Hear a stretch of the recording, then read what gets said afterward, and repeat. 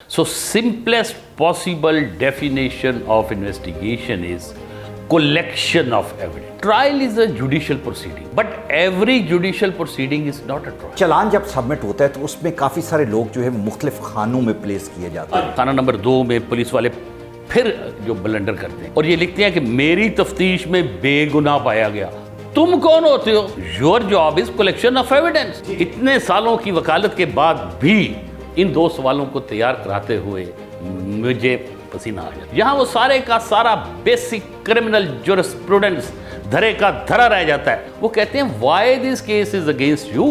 Lawyer जिम्मेदार नहीं है, जजेस जिम्मेदार नहीं है, जिम्मेदार है तो पुलिस है जो ना गवाह बन के पेश होना चाहती है, ना तफ्तीश करना चाहती है, ना उनको तफ्तीश करनी आती है। हमारा क्रिमिनल जस्टिस सिस्टम जिस तरह बाकी सिस्टम इंसानों के बनाए हुए हैं उसी तरह ये भी इंसानों का बनाया हुआ है और इंसानों के बनाए हुए तमाम सिस्टम्स में कहीं ना कहीं फ्लॉ रह जाते हैं।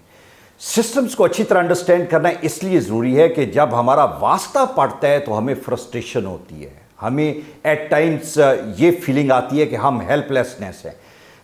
इसलिए ये हेल्पलेसनेस की फीलिंग आती है कि हमारे पास उस रास्ते को जानने का सही विजडम और तरीका मौजूद नहीं होता। आज हम आपको कोशिश करेंगे कि हमारा जो ट्रायल है एक क्रिमिनल केस का, उसकी जो स्टेजेस हैं वो क्या हैं और उसको आपको समझाने के लिए और आप तक उसका एक आसान सा पैटर्न बताने के लिए मेरे साथ पाकिस्तान के नामवर वकील एडवोकेट सुप्रीम कोर्ट नफ़ीर मलिक साहब हैं। नफ़ीर भाई, thank you very much for your time. कहा जाता है कि दुनिया में किसी जगह पे भी इनजस्टिस हो, it hurts the justice actually. वो प्रोसेस जो है वो कमज़ोर हो जाता है और हमारे यहाँ तो बेशुमार शकूक व शुबहात हैं। हम ट्रायल की स्टेजेस से पहले मुझे प्री ट्रायल एक मरतबा समझा दें कि जब एक बंदा एक मर्डर हो गया तो उसका वास्ता पुलिस से पड़ेगा, उसका वास्ता हम वकला से पड़ेगा, उसका वास्ता जजेस से भी पड़ेगा, ख़ानदान के लोगों से भी पड़ेगा। उस बेचारे का मोराल बहुत लो होता है, एटलीस्ट उसको प्रोसीजर तो पता हो। Once again Almas, thank you very much. बड़े इंपॉर्टेंट टॉपिक पे हम बात कर रहे हैं जो ना सिर्फ ये कि यंग लॉयर्स के लिए एक रिफ्रेशर प्रोग्राम मैं कहूँगा कि हो सकता है, रिफ्रेशर कोर्स हो सकता है, बल्कि आम ऑडियंस जिनके को केसेस अदालतों में क्रिमिनल केसेस वो हैं उनके लिए भी एक अवेयरनेस या आगाही आप कह लें वो डेफिनेटली इसमें आ जाएगी। जिस तरह आपने कहा वहीं से बात शुरू कर लेते हैं कि फ़र्ज़ किया एक मर्डर हो जाता है तो प्री ट्रायल स्टेज में सबसे पहले तो उसकी FIR आ जाएगी, फर्स्ट इंफॉर्मेशन रिपोर्ट, इब्तदाई रिपोर्ट। ठीक है, वो पुलिस स्टेशन गया और उसकी FIR दर्ज हो गई section 154 the code of criminal procedure या ज़ाब्ता फ़ौज तारीख के मुताबिक। प्री ट्रायल स्टेजेस में दूसरी स्टेज आ जाती है investigation. So simplest possible definition of investigation is collection of evidence. शहादतें इकट्ठी करना है। ये शहादतें इकट्ठी करना जिम्मेदारी किसकी? इन्वेस्टिगेटिंग ऑफिसर, तफ्तीशी अफसर। क्यों घर के जो अफराद हैं उनको पीछे भगा दिया जाता है, ये इकट्ठा करो वो करो, झूठे गवाह अरेंज किए जाते हैं? आप बिल्कुल ठीक कह रहे हैं। इसलिए कहते हैं कि थाने में पहला झूठ मुद्दई जाके बोलता है और यहीं से काम ख़राब होता है, मुलज़म नहीं बोलता। जब उसका भाई का कातिल एक है और उसने उसके सारे फैमिली मेम्बर्स को भी इन्वॉल्व कर लिया है, साथ लगा। सो collection of evidence investigating officer ने करनी है। सो प्री ट्रायल में FIR आ गई, इन्वेस्टिगेशन आ गया, रिकवरीज आ गई, पोस्टमार्टम आ गया और फिर फाइनली जिसको हम चालान कहते हैं और technically speaking report under section 173 कि उसने ट्रायल कोर्ट में केस अदालत मज्जाज में भिजवा दिया।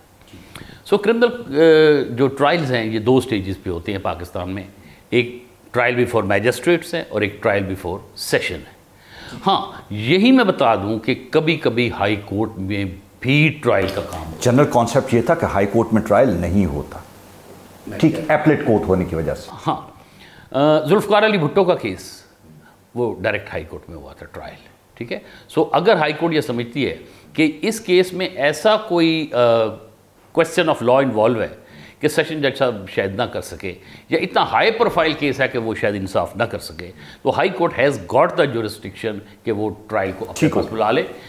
اب ہائی کورٹ میں بھی ٹرائل ہوتا ہے، لیکن ہم جو فوجداری وکیل ہیں ہم اس کے خلاف ہیں، اس وجہ سے کہ اگر کورٹ آف سیشن میں ٹرائل ہوا ہے اور سزا ہو گئی ہے تو اس کے پاس دو فورم ہے نا، ایک ہائی کورٹ ایک سپریم کورٹ، لیکن اگر ٹرائل ہی ہائی کورٹ میں ہوا ہے تو اس کا اپیل کا ایک رائٹ میں، ٹھیک ہے نا، simple as that.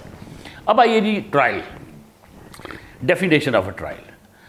Trial is a judicial proceeding, قانونی کاروائی ہے، but every judicial proceeding is not a trial. Trial is a judicial proceeding in which the presiding officer or the judge, he takes evidence on oath, and after taking the evidence, he gives his judgment. That judicial proceeding is a trial. So ایسے مقدمہ جس میں جج صاحب شہادتیں حلف پر لیں اور ان شہادتوں کی روشنی میں فیصلہ دے دیں، اسے ہم ٹرائل کہتے ہیں۔ So appeal is not a trial, review is not a trial, revision is not a trial, writ is not a trial, جس میں ایویڈنس ریکارڈ ہوگی وہ۔ اچھا اب مجھے یہ بتا دیں کہ آپ نے کہا کہ جو ٹرائل ہے وہ میجسٹریٹ کے پاس بھی ہوتا ہے اور سیشن میں بھی ہوتا ہے، ذرا فرق کون سے کیسز ہیں جو ادھر جاتے ہیں اور کون سے کیسز ہیں جو سیشن میں جاتے ہیں؟ تھیفٹ، ڈکیتی، چھوٹے جتنے جرم ہیں یہ میجسٹریٹ صاحبان کے پاس ہیں، ٹھیک، مرڈر ایٹسٹرا یہ کورٹ آف سیشن ہے، ٹھیک ہے۔ ینگ لائرس کے لیے میں بتا دوں کہ یہ کیسے پتہ چلے گا یہ والا پرٹیکولر کیس میجسٹریٹ کے پاس ٹرائل ہوگا یا کورٹ آف سیشن کے پاس ہوگا، تو ضابطۂ فوجداری کے اینڈ کے اوپر شیڈول نمبر 2 میں یہ آئیڈینٹیفائی ہو جاتا ہے کہ یہ ٹرائل یہ کہاں پہ ہو گیا۔ اچھا ایک بات مجھے بتائیں کہ جس طرح میں نے کہا کہ واسطہ پڑتا ہے پولیس سے، وکلاء سے، جوڈیشری سے، پولیس سے جان کب چھوٹتی ہے؟ وہ جو ایک پری ٹرائل میں جہاں پہ ایویڈنس کلیکٹ کرنا ہے، جہاں پہ فورینسک ہے، باقی ساری چیزیں ذلیل کر دیتے ہیں لوگوں کی انرجیز ایگزاسٹ ہو جاتی ہیں، کیا ٹرائل میں بھی اسی طرح وہ پیچھا کرتے رہتے ہیں؟ آپ کا جان چھوٹ جاتی ہے ان سے چلان سبمٹ کرنے کے بعد؟ کسی حد تک جان میں کہتا ہوں چھوٹ جاتی ہے، میں اس پہ بات کرنا چاہوں گا لیکن بعد میں۔ اب آئیے جی stages of a trial. Stages of trial کو میں آج کے ٹاپک کو ذرا آئیڈینٹیفائی کر دوں کہ کن کن مراحل سے گزر کے کوئی فوجداری مقدمہ وہ فائنلائز ہوتا ہے، اسے میں نام دے رہا ہوں stages of a criminal trial. The first stage is summoning of the accused. Magistrate صاحب کے پاس چلان آ گیا، تفتیش مکمل ہو کے رپورٹ ان کے سامنے فائل آ گئی، تو سب سے پہلے ملزم کو بلانا ہے۔ دیوانی مقدمہ میں اور فوجداری مقدمہ میں ایک فرق یہ بھی ہے کہ فوجداری مقدمہ میں ملزم نے ہر تاریخ پہ حاضر ہونا ضروری ہے، ٹھیک۔ دیوانی میں if I am present that mean my client is present، لیکن وہاں ڈیفینیٹلی ملزم نے آنا ہے جب تک اس کی حاضری معافی ایک خاص لاء کے تحت نہیں ہو جاتی۔ تو ملزم کو سمن کرنا ہے، کہاں سے سمن کرنا ہے؟ اگر ضمانت ہو گئی ہے تو اس کے گھر میں نوٹس سمن چلے جائیں گے، اگر جیل میں ہے تو جیل سے سمن آ جائے گا، ٹھیک۔ اب ملزم آ گیا۔ So first stage is summoning of the accused. The second stage is supply of copies. یہ اگر سیشن ٹرائل ہے تو اس میں 265C ہے ریلیونٹ سیکشن جو ہے، کہ ملزم کا رائٹ ہے کہ جو پروسیکیوشن نے ایویڈنس دینی ہے کل کو ان سب کی کاپیز جو ہیں وہ 7 دن پہلے، چارج فریم ہونے کے 7 کلین ڈیز پہلے، ٹھیک، اس میں کاپیز میں کیا آ جائے گا؟ اس میں فرسٹ انفارمیشن رپورٹ آ جائے گی، اس میں 161 کی سٹیٹمنٹس آ جائیں گی۔ یہ وہ بیانات ہوتے ہیں جو پولیس آفیسر دوران تفتیش گواہوں کے قلم بند کرتا ہے۔ اس میں کنفیشن اگر ہوا ہے 164 کا بیان، اس کی کاپی مل جائے گی۔ اس میں وہ مل جائے گا جو فرسٹ انسپیکشن نوٹ ہے، جب تفتیشی افسر سب سے پہلے موقع واردات پہ گیا تھا، سین آف اکرنس پہ گیا تھا، وہ نوٹ اس کو مل جائے گا۔ یہ تمام ڈاکومنٹس اس کو دے دیے جاتے ہیں اور کیس از اگین ایڈجرنڈ۔ میں ساتھ ساتھ تھوڑی سی کلیئرٹی بھی چاہتا ہوں تاکہ ہم آگے بڑھتے جائیں۔ جو 161 کی سٹیٹمنٹ ہے، اکثر لوگ اس پہ کنفیوز ہوتے ہیں کہ جب آپ نے ایک سٹیٹمنٹ دے دی اس کی کیا اہمیت ہے ٹرائل میں، چونکہ this is not a confession, this is a statement. Most of the time police نے وہ اسٹیٹمنٹ جو ہے وہ کانکاکٹڈ سٹوریز ہوتی ہیں، اس میں فیکٹس نہیں ہوتے۔ اس کا مجھے بتا دیں کہ what importance it holds in trial. اس کی بہت امپورٹنس ہے۔ 161 کی سٹیٹمنٹ پولیس افسر ریکارڈ کرتا ہے، اس پہ نہ تو گواہ کے سائن ہوتے ہیں نہ اس کا انگوٹھا ہوتا ہے۔ سو پولیس والے جو ہیں ڈیو ٹو دیئر انکمپیٹنسی اور میلافائڈی، بدنیتی، دونوں وداؤٹ فیئر آف کنٹرڈکشن کہہ رہا ہوں، دونوں they are incompetent and they are بدنیت بھی ہیں. اینی وے وہ یہ سارے کام خود کرتے ہیں. ٹھیک ہے. 161 کی اسٹیٹمنٹ کی امپورٹنس یہ ہے کہ ٹرائل جب شروع ہوتا ہے, کمنسمنٹ ہوتا ہے, تو یہ کاپیز چونکہ پہلے ملی ہوئی ہوتی ہیں. اب اسی گواہ نے کورٹ میں آ کے بھی اسٹیٹمنٹ دینی ہے, تو وکیل صفائی کے پاس موقع ہوتا ہے کہ وہ اس کو کمپیئر کر کے دیکھ لے کہ پولیس کے پاس جو اسٹیٹمنٹ اس نے دی تھی 161 کے تحت اور جو اب دے رہا ہے, تو اس میں کوئی ایڈیشن, ڈیلیشن یا کوئی چیز تو نہیں ہے تو وہ اسے کنفرنٹ کروا کے اس کا فائدہ ملزم کو. ٹھیک ہے. چلان جب سبمٹ ہوتا ہے تو اس میں کافی سارے لوگ جو ہے مختلف خانوں میں پلیس کیے جاتے ہیں. اس میں دو, خانہ نمبر 2 امپورٹنٹ ہے جی. خانہ نمبر 2 میں پولیس والے پھر جو بلنڈر کرتے ہیں. خانہ نمبر 2 بیسیکلی ان کی زبان میں کہتے ہیں جو بے گناہ پائے گئے, جن کے خلاف ایویڈنس نہیں ملی, اور یہ لکھتے ہیں کہ میری تفتیش میں بے گناہ پایا گیا. تم کون ہوتے ہو؟ ہاں ٹھیک. بے گناہ پایا گیا, تم جج ہو؟ میرا مطلب your job is collection of evidence. تم جا کے اور کہنا شروع ہو کہ میری تفتیش میں بے گناہ پایا گیا. تمہیں اتنا ہی شوق ہے تم اپنی وردی اتار کے پی سی ایس جوڈیشل کر کے ہمارے مقابلے پہ آ جاؤ. ہاں ٹھیک. میری تفتیش میں بے گناہ پایا خانہ گیا. نمبر 2 رکھا کیوں گیا؟ خانہ نمبر 2 جن کے خلاف ایویڈنس نہیں ملی, ٹھیک ہے, تو اس کو پھر وہ چلان نہیں کرتے, لیکن ٹرائل کورٹ کی ڈسکریشن ہے اور ایسے کیس ہے کہ ان کو بلا لیں, ان کے خلاف ایویڈنس آئی ہے. بلاتے ہیں یوزلی, بے شمار دفعہ بلایا بھی ہے, ان میں سزائیں بھی ہوئی ہیں. سپریم کورٹ کے, ہائی کورٹ کی ججمنٹس ہیں اس بات کے اوپر. ٹھیک ہے. اینی وے بات کو آگے چلتے ہیں تاکہ تھوڑا سا کنفیوژن نہ ہو آڈینس کو, ینگ لائرس کو. اچھا جی, اب اس کے بعد چارج فریم ہوتا ہے, یعنی اسے کہا جاتا ہے ملزم کو, یہ فرسٹ ٹائم جج صاحب اور ملزم آپس میں بات کرتے ہیں کہ دس is the allegation against you, کیا ڈو یو پلیڈ گلٹی اور ناٹ گلٹی, اور عام طور پہ وہ کہتا ہے جی کہ ناٹ گلٹی. اکثر یہی کہتا ہے. ٹھیک ہے جی. اس کے بعد نیکسٹ اسٹیج آ جاتی ہے جی پروسیکیوشن ایویڈنس, استخاصہ یا پروسیکیوشن ان کی شہادت ہے. سو کئی طریقوں پر کمپلیننٹ آتا ہے, ڈاکٹر آتا ہے, انویسٹیگیٹنگ افسر آتا ہے, آئی وٹنسز آتے ہیں, ریکوری کے وٹنسز آتے ہیں, ان کی ایویڈنس ریکارڈ ہوتی ہے, اس پر وکیل صفائی جرا کرتے ہیں اور پروسیکیوشن ایویڈنس کمپلیٹ ہو جاتی ہے جی.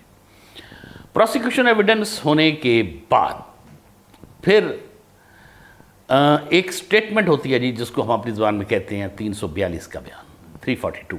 دس از وداؤٹ اوتھ, یہ وداؤٹ اوتھ سٹیٹمنٹ ریکارڈ کرتی ہے. Again this is the first time. یہ 20-22 سوال ہوتے ہیں جو کہ جج اور ہم لوگ پیچھے ہٹ جاتے ہیں, جج اور ملزم وہ آپس میں آنکھوں میں آنکھیں ڈال کے بات کرتے ہیں, اور یہی جج ڈمینیر کہتے ہیں فیشل ایکسپریشن کو, وہ نوٹ کر رہا ہوتا ہے, وہ ریکارڈ نہیں ہو سکتا. وہ دیکھ رہا ہوتا ہے کس بات کا جواب دیتے ہوئے اس کا رنگ فک ہو گیا تھا, کس بات کا جواب یہ فرفر دے رہا تھا جیسے رٹا لگایا ہے ہوا, کس بات کا جواب دے کے یہ آنکھیں چرا رہا تھا. سو اس کا ڈمینیر بھی جو جج جو ہے وہ نوٹ کر رہا ہوتا ہے. اس میں اس طرح کے سوال ہوتے ہیں, کب گرفتار ہوئے. اس میں 2 کوسچن بڑے امپورٹنٹ ہوتے ہیں, اور اتنے سال کی وکالت کے بعد بھی, غور کی بات ہے یہ, ٹھیک ہے, اتنے سالوں کی وکالت کے بعد بھی ان 2 سوالوں کو تیار کراتے ہوئے مجھے پسینہ آ جاتا ہے. وہ ایک کوسچن یہ ہے, Y this case is against you. تم کہتے ہو بے گناہ ہے, وہ کہتے ہیں تمہارے اس کے باپ کو تم نے مارا ہے, باقی گاؤں میں کسی کا نام نہیں لے رہا, تمہارا نام لے رہا ہے. یہاں وہ سارے کا سارا بیسک کرمنل جورسپروڈنس دھرے کا دھرا رہ جاتا ہے کہ duty of the prosecution to prove the guilt, duty of the prosecution. وہ کہتے ہیں why this case is against you. اور دوسرا question, why the prosecution witnesses have deposed against you. تم کہتے ہو بے گناہ ہو, 4 شریف آدمیوں نے قسم اٹھا کے, قرآن اٹھا کے کہا ہے کہ تم نے قتل کیا, تم نے ڈکیتی کی, تم نے چوری کی. کیوں؟ اگر تو وہ واقعی سچا ہے تو وہ کہہ دے گا جی ان کی ہماری زمینوں کی دشمنی تھی, ہمارا کچھ اور تھا. اور اگر اس نے یہی کہنا جی میں حالات کا جناب, میری قسمت ہی خراب تھی تو مجھے نہیں پتا, تو جج کہتا پھر اچھا دیکھتے ہیں. ٹھیک ہے, یہ بڑا ڈیسائیڈنگ موڈ ہے یہ. آگے چلتے. اچھا جی 342 کی اسٹیٹمنٹ آ گئی. اب یہاں ایک بہت امپورٹنٹ بات, ضیاء صاحب کے دور میں ایک امینڈمنٹ آ گئی جس نے پوری دنیا میں پاکستان کے کرمنل جسٹس کی جگ ہسائی کر دی. انہوں نے کہا جی ایک 340(2) کا بیان ہوگا جو اون اوتھ ہوگا, اور ہر ملزم جو کہتا ہے میں بے گناہ ہوں وہ آئے گا اور قسم اٹھا کے کہے گا کہ میں نے یہ جرم نہیں کیا. ٹھیک. اب اس میں پرابلم پیدا ہونا شروع ہو گئی. پہلی بات تو یہ ہے کہ ملزم نے تو ثابت ہی کچھ کرنا نہیں ہوتا, ایویڈنس دی کس لیے جاتی ہے, اس کو مجبور کر دیا کہ وہ ایویڈنس دے. یہ کانسٹیٹیوشن کے بھی خلاف ہے, کانسٹیٹیوشن میں لکھا ہوا ہے no one shed be compelled to be witness against himself. جب وہ غلط اس کے جواب دے گا تو اس کا نقصان اسی جائے گا نا. ٹھیک ہے. اینی وے 340 کی اسٹیٹمنٹ انٹروڈیوس کرا دی. یہ جو امینڈمنٹ تھی it was challenged in the supreme court. ٹھیک ہے. اور سپریم کورٹ نے کہا کہ یہ آپشنل ہوگی. سو اب ینگ لائرز کے لیے خاص طور میں کہہ رہا ہوں, کتاب اگر آپ پڑھیں گے تو لگے گا یہ کمپلسری ہے, مینڈیٹری ہے, لیکن ججمنٹس اگر آپ پڑھیں گے تو یہ آپشنل ہے. آپشنل کون, کس کے لیے آپشنل؟ جج کے لیے؟ نو, یہ آپشن ملزم کے لیے ہے کہ جج اس سے پوچھے گا کہ تم نے 340 کا بیان دینا ہے, اور وہ کہے گا کہ جی یا میں نے دینا ہے یا نہیں دینا. ٹھیک ہے. یہی میں بتاتا چلوں کہ لاہور کے یا پنجاب کے یا پاکستان کے وکلا دو قبیلوں میں بٹے ہوئے ہیں. ایک وہ ہیں جو کہتے ہیں جی 340 کا بیان کروا دینا چاہیے. ایک وہ کہتے ہیں کہ نہیں, یہ نہیں کرانا چاہیے, جو مرضی ہے ٹرائل کورٹ پرزیوم کرتی رہے, اپیل میں جا کے دیکھ لیں گے. ایک تیسرا قبیلہ بھی ہے. تیسرے قبیلے, میں خود اس تیسرے قبیلے کا اسٹوڈنٹ ہوں. ہم کلائنٹ کو دیکھتے ہیں کہ وہ اتنا سمجھدار ہے, اتنا ویجیلنٹ ہے, اگر ہے تو 340 کا اسٹیٹمنٹ کروا دیتے ہیں, اور ادروائز وہ کہتے ہیں یہ کانسٹیٹیوشن کے اگینسٹ ہے, میرے رائٹس کے اگینسٹ ہے, میں یہ نہیں کروں گا. ٹھیک ہے. سو 342 کے بعد 340 کا اسٹیٹمنٹ آ گیا, اور اسی میں ہی پھر 342 والے اسٹیٹمنٹ میں جج پوچھتا ہے ملزم سے کہ کیا تم صفائی کی شہادت دو گے, جس کا عام طور پہ ہم جواب نہ میں دیتے ہیں نہ ہاں میں دلواتے ہیں. کہتے ہیں یس اف نیسیسری. ٹھیک ہے. یس اف نیسیسری, اپنے کارڈز اوپن رکھتے ہیں نا. اسی میں پھر ایک اور سٹیج ہے جو کچھ کیسز میں آ جاتی ہے, وہ ہے کورٹ وٹنس. ینگ لائرز کے لیے اگین یاد دہانی کراتے ہوئے, ایک تو پروسیکیوشن وٹنس ہو گئے کرمنل ٹرائل میں, ایک ڈیفینس ہو گئے. کورٹ بھی اگر چاہے اور وہ یہ سمجھے کہ ایک فلاں شخص تھا یا ہے جو کہ ایکوینٹڈ ہے, آشنا ہے اس حالات و واقعات سے, اور اس کی سٹیٹمنٹ بھی ضروری ہے, اور نہ پروسیکیوشن نے اس کو پیش کیا نہ ڈیفینس نے پیش کیا, تو کورٹ اس کو ایز CW بلائے گی. ٹھیک ہے. تو ایک PW ہو گئے, ایک DW ہو گئے, ایک CW ہو گئے.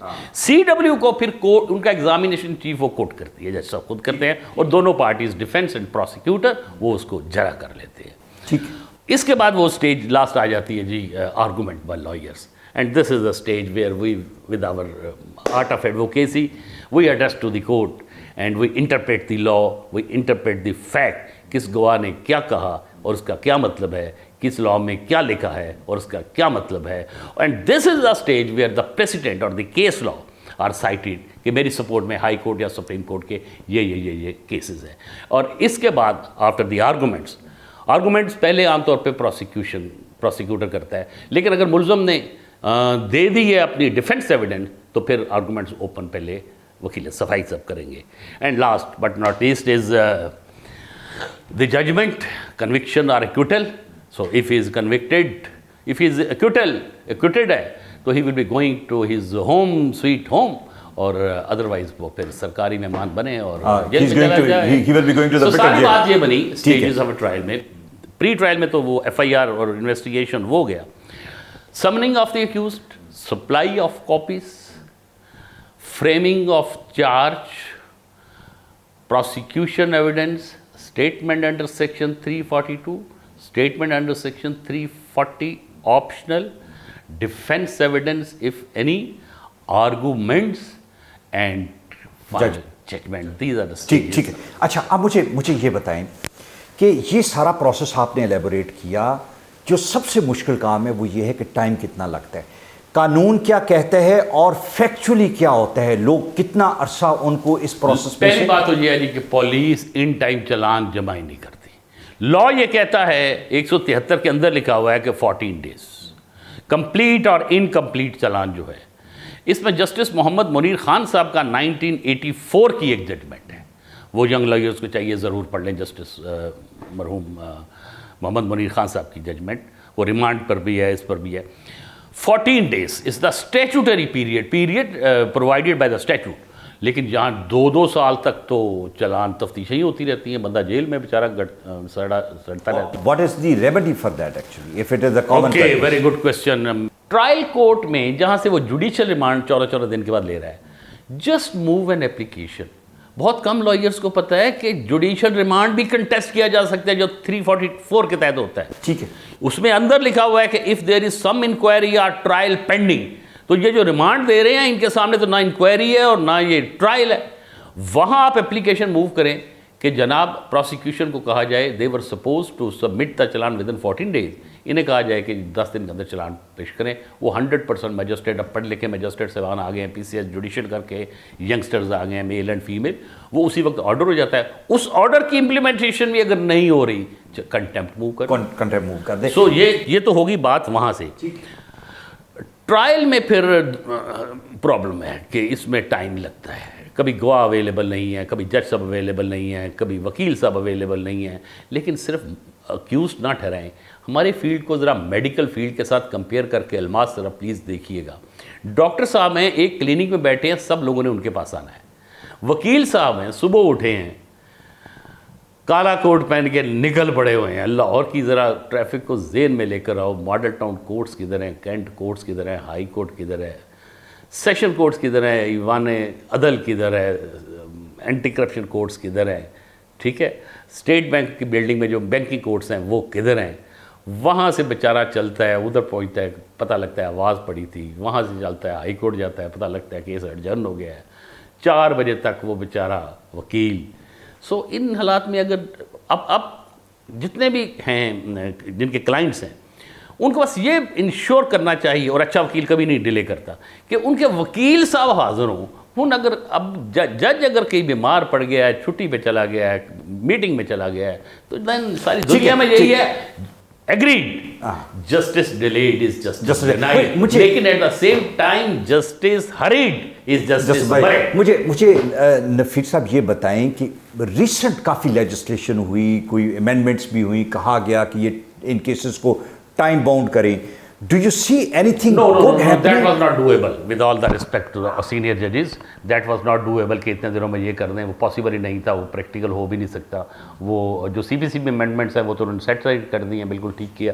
اور سی آر پی سی میں بھی انہوں نے کچھ ایک جوڈیشل پالیسی بنائی تھی. تو جوڈیشل پالیسی ڈرائنگ روم میں بیٹھ کے, میں بہت محتاط لفظوں میں بات کر رہا ہوں, مجھے پتہ ہے, I am part of this system, being advocate supreme court, میں رسپیکٹ کرتا ہوں سارے ججز کی بھی, اور کرنی بھی ہے. لیکن ڈرائنگ روم میں بیٹھ کے لیجسلیشن یا رولز یا پالیسی بنانے سے چیزیں حل نہیں ہو سکتی. گراؤنڈ ریالٹیز بھی تو دیکھیں نا. حل پہلے تو پولیس کو پابند کرے نا جی, حل آپ ہم وکیلوں اور ججوں کے اوپر نہ آئیں. پہلے جی آئی جی صاحب کو لا کے تو میرے سامنے یہاں بٹھائیں نا, کہ وہ جو 14 دن کے اندر چلان ہے, لاہور کے اگر 200 پولیس اسٹیشن ہیں, اور کسی آج تک کسی ایس ایچ او کے خلاف کارروائی ہوئی ہے کہ تمہارا چلان کوری پیش ہوا.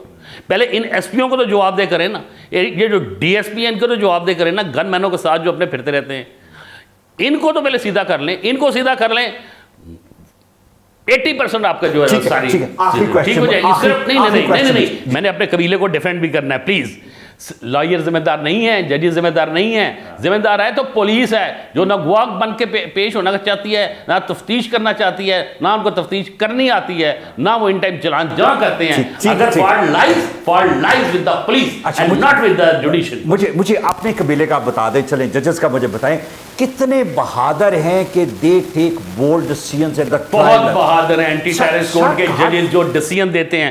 یہ اگر نہ دیں, میں اور آپ, ہمارے بچے اسکولوں میں نہیں جا سکتے. میں سلوٹ کرتا ہوں ایسے ججز کو اور ایسے لائرز کو جو ان کو پروسیکیوٹ کر رہے ہو. Is it being practiced in the other courts also? Oh, yes. Subject to exceptions, sure, 100% sure. Right. Thank you very much. بہت شکریہ. Thank you very much. یہ بڑا امپورٹنٹ تھا کہ آپ کو اس پورے پروسیس کے جو مختلف اسٹیجز ہیں اس کا آپ کو پتا ہو. آج ہمارے جو ینگ لائرز ہیں ان کو بھی پتا ہے, اور ایک عام آدمی کو بھی پتا ہے. آپ کو کتابوں کی ضرورت تو ہے, لیکن یہ شاید آپ کی ایک بہت بڑا ڈاکومنٹ ہو, جسے اس ڈاکیومنٹ کی بیس پہ you can have a well conceived idea کہ یہ ٹرائل کس طرف جا رہا ہے. Thank you very much.